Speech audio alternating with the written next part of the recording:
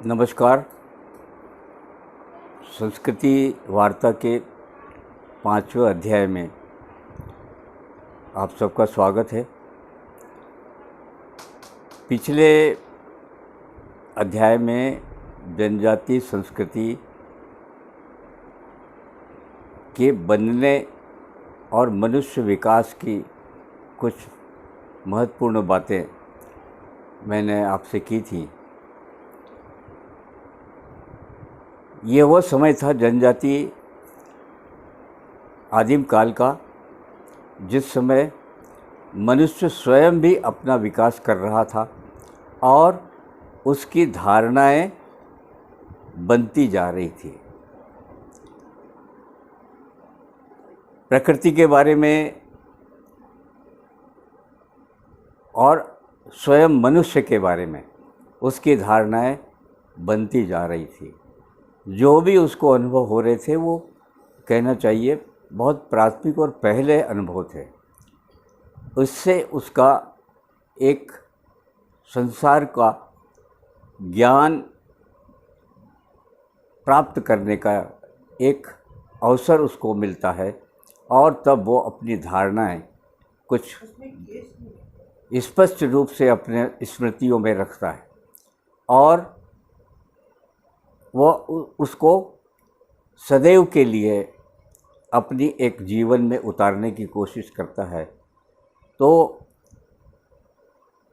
आदिम समय में जो भी मनुष्य ने अपने विकास के लिए रास्ते ढूंढे, उपाय किए, उपकरण ढूंढे और उसे समझने की जो कोशिश की, प्रकृति के रहस्यों को समझने की कोशिश की, वो उसके एक ऐसी पीठिका तैयार हो रही थी या ऐसी भूमिका तैयार हो रही थी जिससे मनुष्य अपने विकास के और भी आगे के चरणों को प्राप्त कर सकता है।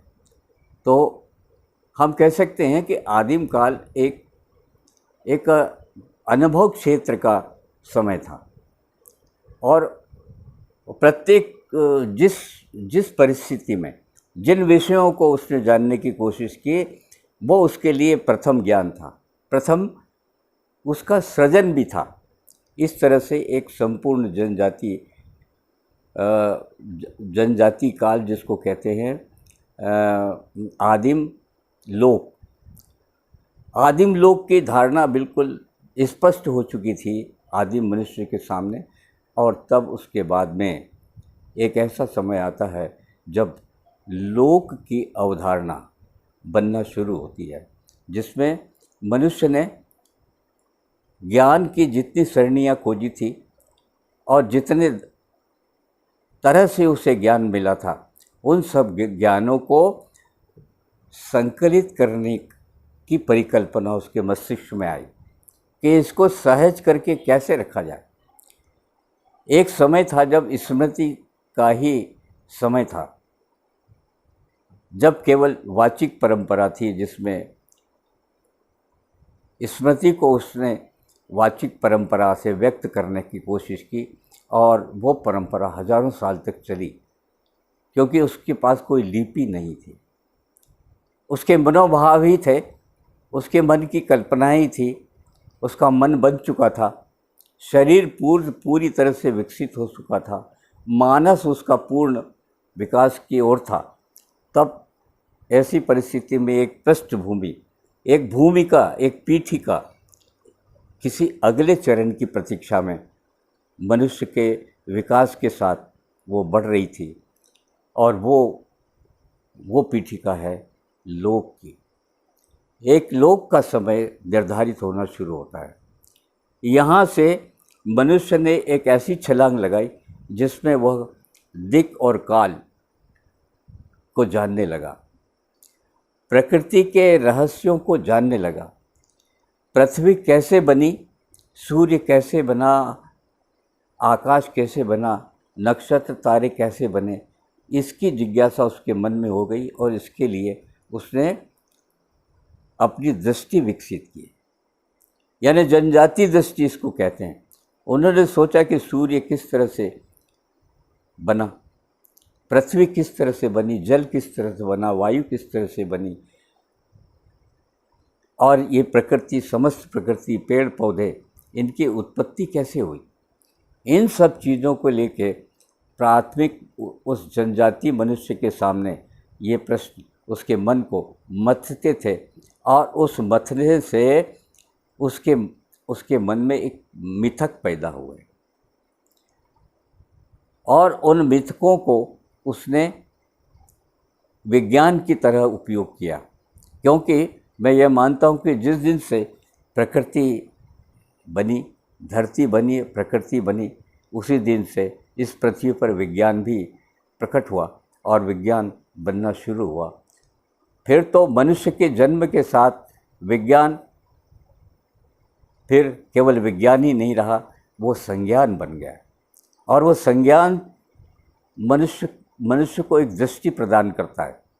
और इसी दृष्टि की, जो क्योंकि हमारा विज्ञान जो था वो दृष्टि का विज्ञान था, हमारे जनजाति लोगों को जो अनुभव हुआ और वो प्रकृति के उन सारभूत तत्वों को जानने की उन्होंने कोशिश की, वो जो उनका ज्ञान था वो एक तरह से ज्ञान का कोश बनता चला गया उसके मस्तिष्क में, और वह उसका व्यवहार दैनंदिन रूप से, मौखिक रूप से करता था, और अपने जीवन में उसको उपयोगिता की तरह लेता था।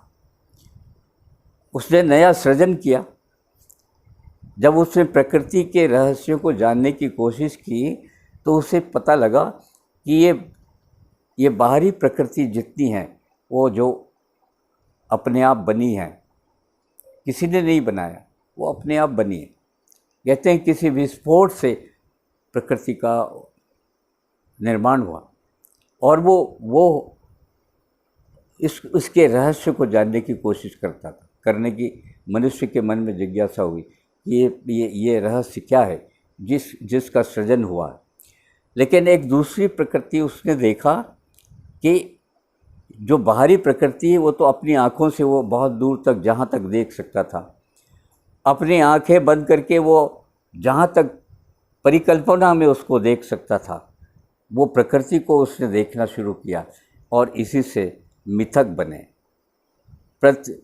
सृष्टि को या प्रकृति को देखने के, उसके आँख बीच करके देखने की जो परिकल्पना जहाँ जहाँ तक गई, वो उसको मिथक बन गए, वो मिथ कथाएँ बन गई, मनुष्य की मिथ कथाएँ बन गई। और इस तरह से वो उसने एक ज्ञान का एक गहरा पहलू अपने भीतर समष्टिगत किया, और उसे व्यापक रूप से समझने की कोशिश की। चूँकि मिथक में जो प्रतीक और अभिप्राय गढ़े गए वो उसको कहीं न कहीं उसके मर्म तक पहुंचने की तरफ ले जाते थे, और मर्म तक पहुंचने की रास्ता दिखाते थे। इसलिए उसने मिथक गढ़ना शुरू किया, और इस तरह से एक मनुष्य के मन में एक तरह की ऐसी पृष्ठभूमि तैयार हुई जिसे वह सारभूत रूप में कहीं संकलित करना चाहता था, उसे संरक्षित रखना चाहता था अगली पीढ़ियों के लिए, क्योंकि ये वो जान गया था कि जिसका जन्म होता है उसकी मृत्यु अवश्य होती है। लेकिन अब इसमें जीवन और मृत्यु के बीच में जो अनुभव है उसको कैसे संकलित रखा जाए, अगली पीढ़ियों के लिए वो कैसे उसको दे सकते हैं। मैं सोचता हूँ कि वही सार जो है आगे जा कर के वो उसे कहीं न कहीं संरक्षित रखने के लिए, जब वो लिपि काल में आया, जब उसके पास लिपियाँ आई, लिपि का आविष्कार किया उसने। भाषा का पहले तो आविष्कार जनजातियों के समय से ही हो चुका था, लेकिन जब लिपि का आविष्कार हुआ तब उसके मन में ये परिकल्पना आई कि मैं क्यों ना इस सृष्टि के जितने भी सारभूत तत्व हैं उनको मैं किसी लिपिबद्ध कर दूं। क्योंकि स्मृतियों के साथ बहुत सारी चीज़ ये होती थी कि जो इस संसार से चला जाता था उसके साथ उसकी एक दुर्लभ स्मृतियाँ भी चली जाती थी। उसको अगली पीढ़ी के लिए या संसार के लिए वो सुरक्षित रखना चाहता था, इसलिए लिपि का उसने आविष्कार किया। और लिपि जब आई तब उसके मन में अपने जीवन के उन सारभूत अनुभवों को दर्ज करने का या उसे संरक्षित रखने का विचार आया। तब जो है वहाँ से हमारे यानी तब तक लोक में एक ऋषि परंपरा प्रारंभ हो चुकी थी, जिस ऋषियों को दृष्टा कहा है। और ऋषियों की दृष्टि वैज्ञानिक दृष्टि थी। वे अपनी दृष्टि को इतना विकसित कर लेते थे कि वे यदि गुफा में तपस्या कर रहे हैं, बैठे हैं, या किसी जंगल के आश्रम में बैठे हैं, तो भी वो संसार की गतिविधियों को, संसार के चक्र को, ऋतुओं के चक्र को, प्रकृति के चक्र को, प्रकृति के रहस्यों को वो अपने मस्तिष्क में भीतर, एक ब्रह्मांड जो उसके भीतर था, जो सारी प्रकृति उसके भीतर थी, वो प्रकृति, भीतर की प्रकृति क्या करती थी ऋषियों की। मनुष्य के भीतर भी एक प्रकृति, जो बाहर प्रकृति है उसका प्रतिबिंब भीतर मनुष्य के भीतर है, वो दूसरी प्रकृति है। इसको द्वितीयक प्रकृति भी कहा गया है। तो ये द्वितीयक प्रकृति या मनुष्य के भीतर की प्रकृति या ऋषियों के भीतर की प्रकृति या जनजातियों के भीतर की प्रकृति करती क्या है? मेरी दृष्टि में वो रचना करती है। ऋषियों ने अपने दर्शन से, अपनी दृष्टि से रचना की और उस रचना को देख करके उन्होंने सूत्रात्मक रूप से उन सारों को, उन अनुभवों को दर्ज करने की कोशिश की। और तब उसके मन में वेद रचना या सूक्तों की रचना, ऋचाओं की रचना करने का मौका उसके पास सामने आया।